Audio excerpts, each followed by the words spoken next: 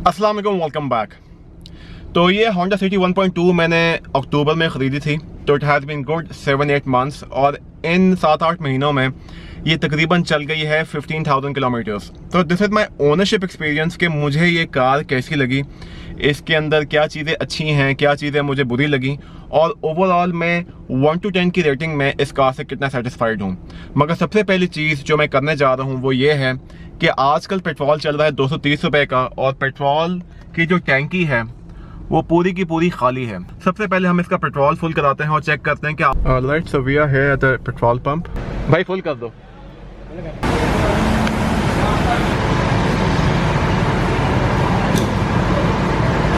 Alright, तो आप लोग देख सकते हैं कि टैंक जो है वो फुल हो चुका है। ऑलमोस्ट 41-42 लीटर का इसका टैंक होता है, और आजकल के लिहाज से 230 रुपये का पेट्रोल चल रहा है, तो 9,325 रुपये में इसका टैंक जो है वो फुल हुआ है। अच्छा जी, अपना रिव्यू शुरू करने से पहले मैं आपको बताना चाहता हूँ कि इसके अंदर मैंने एक बहुत बेहतरीन मॉडिफिकेशन की है। अगर आपको पता है कि वो मॉडिफिकेशन मैंने क्या की होगी तो वीडियो अभी इसी वक्त पॉज करके कमेंट सेक्शन में बताएं कि आपके ख्याल तक मॉडिफिकेशन किस चीज़ के बारे में होगी। मॉडिफिकेशन है क्या वो मैं आखिर में बताऊंगा, उसके लिए आपको वीडियो पूरी देखनी पड़ेगी। So without any further do, सबसे पहली चीज़ जिसके ऊपर मैं नज़रसानी करना चाहता हूँ वो ये है कि इसकी जो सीट बेल्ट है, यहाँ पे एक छोटा सा बेल्ट का खाना नहीं लगा हुआ। यानी कि यूजली ना, इवन पुरानी सिटीज़ में भी यहाँ पे एक छोटी सी बेल्ट होती थी कि जिसके थ्रू आप सीट बेल्ट को ऊपर या नीचे कर सकते थे, ठीक है। ये यहाँ पे फिक्स्ड है, तो ये चीज़ मुझे बड़ी ही फजूल लगी है कि मैं अपने लिहाज से इसको एडजस्ट नहीं कर सकता। फॉर एग्ज़ाम्पल, जो जहाँ पे ये फिक्स्ड है at this point in time, ये मेरी हाइट के लिहाज से नीचे है। ये थोड़ी सी ऊपर होती है, मतलब मैं इस हाथ को जब भी यहाँ पे लेके जाता हूँ तो आप देख सकते हैं कि मेरा हाथ ऊपर जाता है। सीट बेल्ट थोड़ी सी नीचे है, मेरा हाथ ऊपर जाता है। तो ये बड़ी न्यूसेंस का बाइस है, मगर इसका मैंने जुगाड़ निकाल लिया है क्योंकि मेरे पास ऑप्शन नहीं है। मैं ये हाथ यहाँ लेके जाता हूँ और फिर ये हाथ सीधा मेरा सीट बेल्ट पे चले जाता है, वरना शुरू में मैं तो इसके साथ लड़ाई करता रहता था, हल्का सा मुझे नीचे होना पड़ता था। तो ये बड़ी न्यूसेंस का बाइस है कि यार आप जो हैं you are spending like a crazy amount of money, और ये छोटी छोटी चीज़ें हैं जिनके ऊपर हमारे जापानी भाई बहुत देर से तवज्जो देते आ रहे हैं। ये ऐसी चीज़ें क्या कहते हैं, नज़रअंदाज कर जाते हैं। इवन कि मैं आपको बताना चाहता हूँ कि जो पुरानी शेप की सिटीज़ थी, जो लेटर मॉडल्स थे, उसके अंदर ये बेल्ट ऊपर नीचे करने वाली लगी हुई थी। मगर अनफॉर्चुनेटली इन्होंने इस नई शेप में, जो कि 1200 सीसी ऑटोमेटिक है, इसके अंदर इन्होंने एक ये छोटा सा फीचर जो ये दे देते हैं, तो कोई मुश्किल ना होती, कोई मसले वाली बात ना होती, तो काफ़ी आसानी हो जाती। बहरहाल इसके अंदर नहीं है। अब इसके साथ ही जो दूसरी चीज़ मैं बात करना चाहूँगा, मैं इसके बारे में बात करना चाहूँगा फ्यूल एवरेज के बारे में। अच्छा जी, जब स्कूल खुले होते हैं, बैंक टाइमिंग से छुट्टी होती है, और मैं अपने शोरूम से अपने ही घर आ रहा होता हूँ, तो ये मुझे तकरीबन फुल रश के दिनों में, जब गाड़ी रिंग रिंग के चल रही होती है और थोड़ा बहुत चलती है, 11:30 से 12 की एवरेज देती है। आजकल छुट्टियां चल रही हैं, ये जुलाई का महीना है, आज तकरीबन 16-17 जुलाई है। तो आजकल जब मैं घर आता हूं तो रोड खाली होती हैं, ऑलमोस्ट खाली होती हैं, ना कोई स्कूल, ना कोई एकेडमी, ना कोई मतलब है कि रश वगैरह, गंदा रश, कोई चक्कर नहीं होता, ठीक है। तो मैं जब खाली सिग्नल फ्री रोड पे आता हूँ, जेल रोड से, फिर यहाँ पे इधर कैंट वाली साइड पे, तो ये तकरीबन मुझे शहर के अंदर विद इन सिटी 14.5 की एवरेज भी दे जाती है, 50, 60, 70 की स्पीड पे, थोड़ी बहुत ब्रेकें शरेकें लगनी, ठीक है। अच्छा, ये शहर की बात थी। अब लॉन्ग रूट पे मैंने इस कार के ऊपर 2 दफ़ा ट्रैवल किया हुआ है।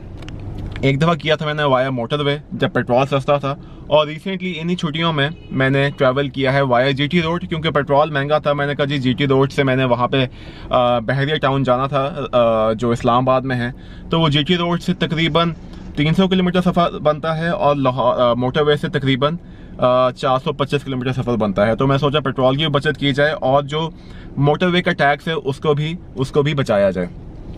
तो जीटी रोड के ऊपर क्योंकि मेरी वहाँ पे ब्रेकिंग शरकें लग रही थी, और ऑन एंड ऑफ 80-90 की स्पीड पे कार चल रही थी, तो इसने मुझे वहाँ पे एवरेज दी है तकरीबन 16.5 से 17.5 किलोमीटर पर लीटर।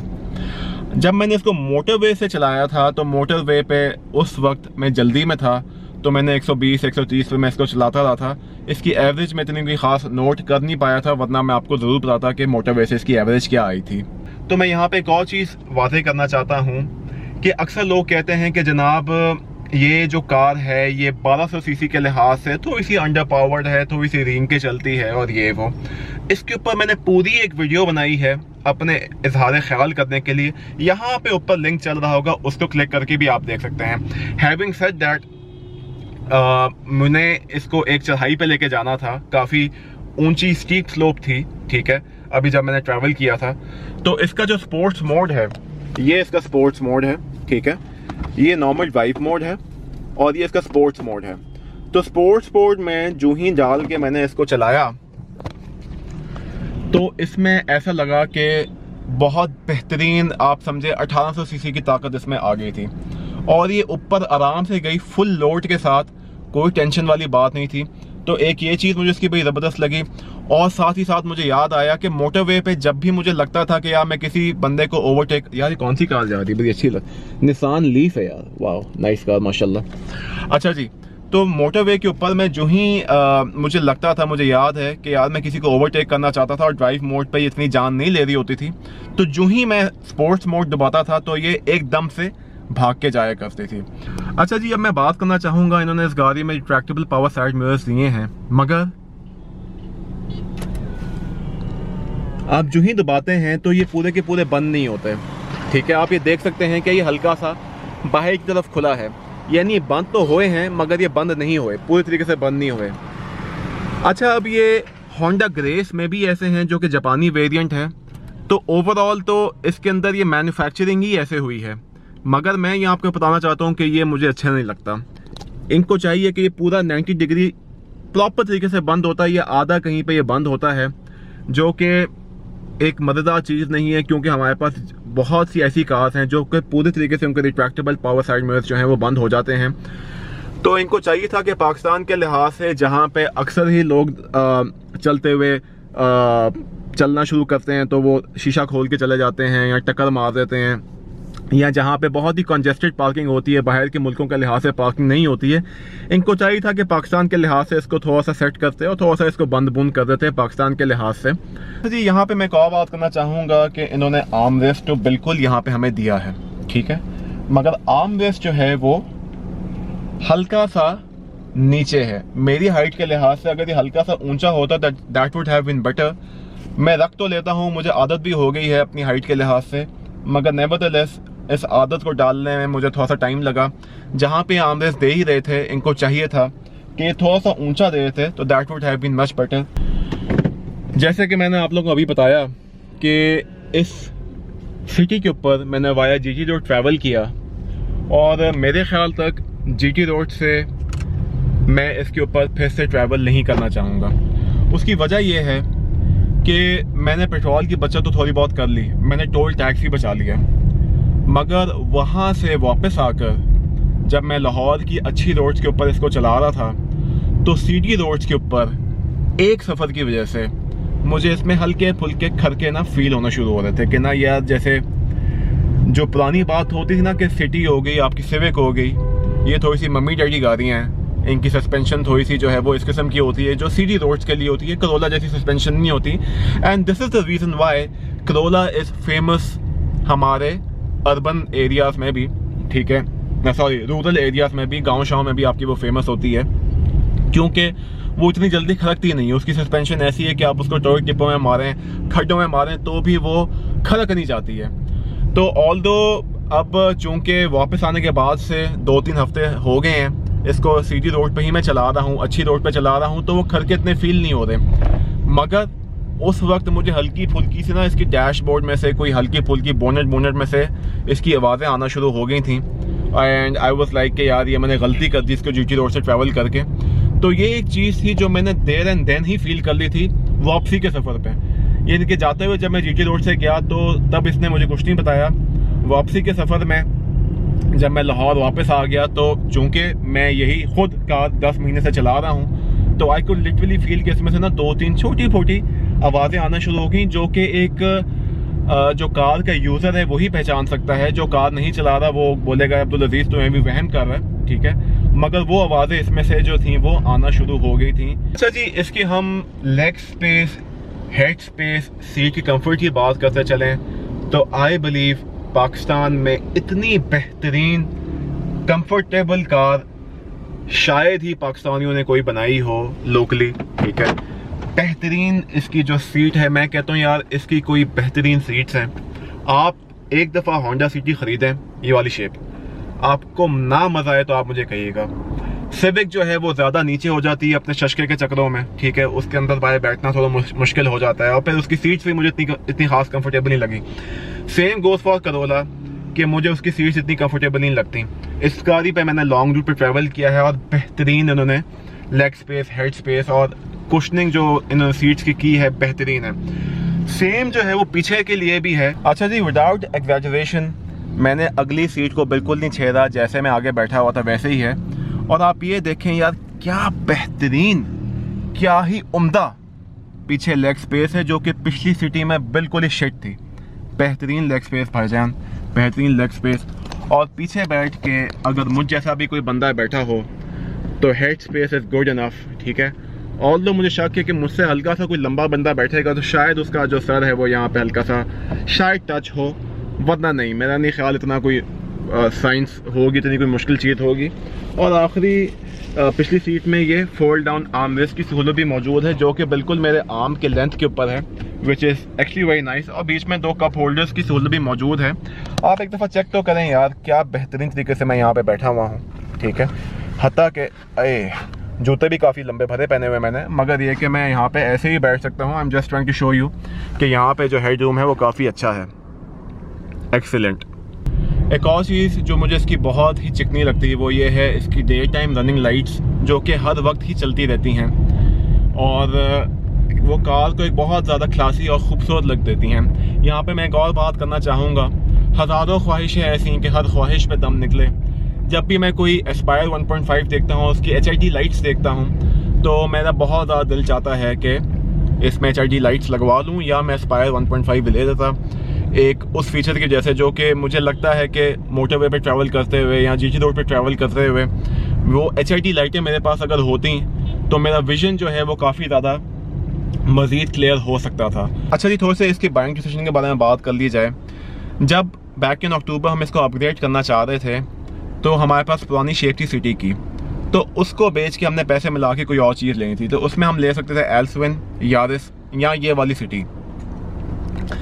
तो यारिस मैंने इसलिए नहीं ख़रीदी क्योंकि उसकी शेप मुझे पसंद नहीं थी, इंतहाई एक डिंकी जैसी वो कार लगती है, with all due respect to all the Yaris holders, ठीक है। That is what I believe, अजीब व गरीब उसकी शेप है। इनफैक्ट मैंने उसकी एक पोल भी किया था इस चैनल के ऊपर, and most of you side के यार ये इसकी शेप जो है इतनी कोई ख़ास मज़ेदार नहीं, ऑल्दो फीचर्स उसमें ज़्यादा बेहतर मिल सकते थे इस प्राइस ब्रैकेट में।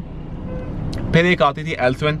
एल्सविन जो है आप लोगों को जैसे कि पता है बहुत ज़्यादा कामयाब हुई है, दुनिया ने बहुत ज़्यादा पसंद किया है, मगर I wanted to go with a brand, एक ब्रांड जो दिमाग में बना हुआ है जो कि होंडा का है, ठीक है। एंड आई वाज लाइक कि यार एल्सविन should be given its sweet time, कोई 2-3 साल चले, 50-60 हज़ार चलने के बाद मुझे 10 से ज़्यादा लोग बताएं कि हाँ यार ये खड़क नहीं जाती, इसमें कोई मसले मसाइल नहीं आते, ठीक है, इसमें फ़ीचर्स बहुत आला हैं, बहुत अच्छी कार है, it's a well reputed brand now.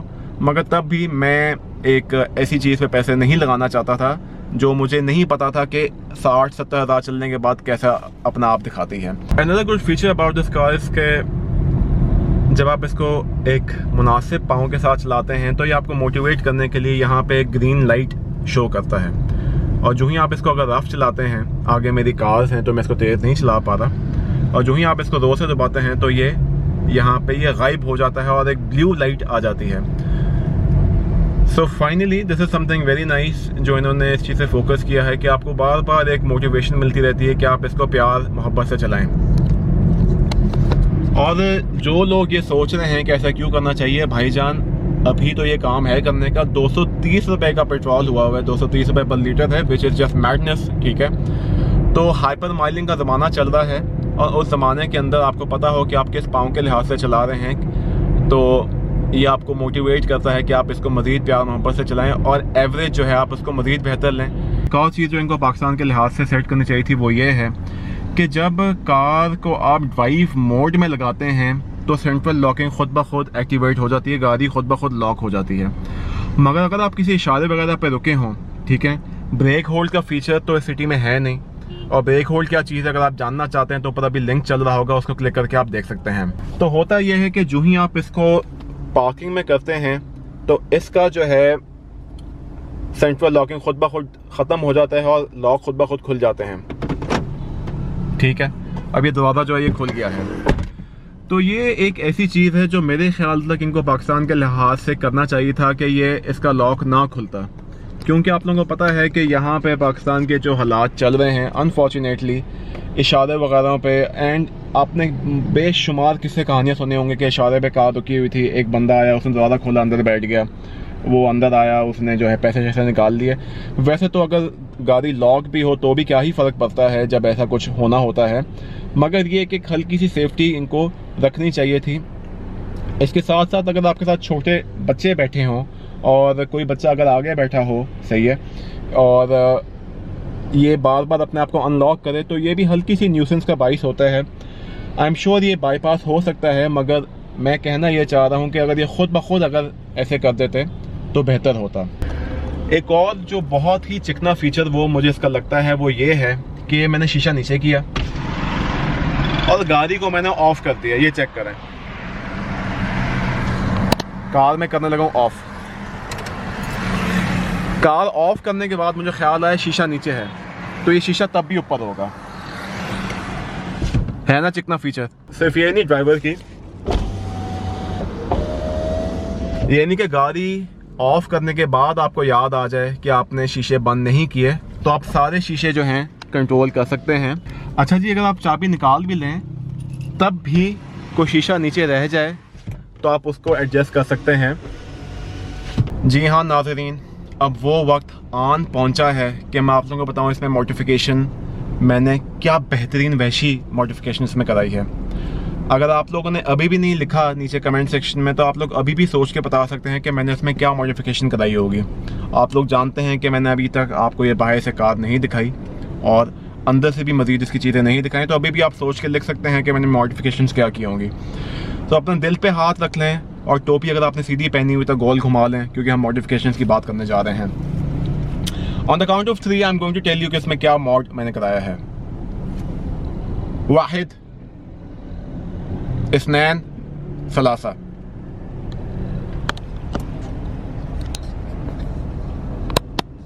गौर से देखें इस टीवी को।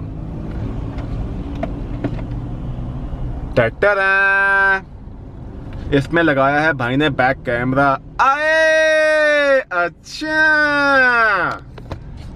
क्या समझे हैं? भाई को ले गए आप इजी।